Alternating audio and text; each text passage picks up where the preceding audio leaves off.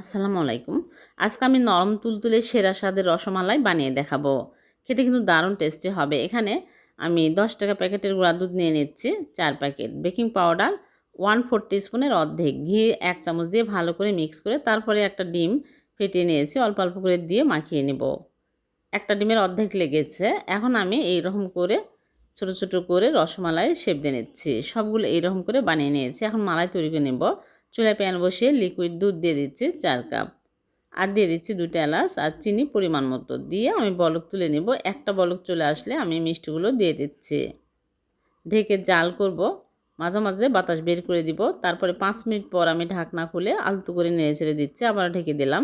10 minute মিষ্টিগুলো জাল করে নিয়েছি। চুলা থেকে নামিয়ে আমি এখানে হাফ কাপ লিকুইড দুধের সাথে গুঁড়া দুধ 1/4 কাপ দিয়ে নেড়েচেড়ে মিক্স করে দিয়ে তারপরে চুলা থেকে নামিয়ে ঢেকে রেখে দেবো সারা রাত। পরের দিন সকালে মিষ্টিগুলো পরিবেশন করে আপনাদেরকে দেখাচ্ছি। হয়ে গেল কম খরচে মজার নরম তুলতুলে রসমালাই। এভাবে বানিয়ে দেখবেন, খেতে দুর্দান্ত স্বাদের হয়। ভিডিওটি ভালো লাগলে লাইক, কমেন্ট, শেয়ার করে দেবেন।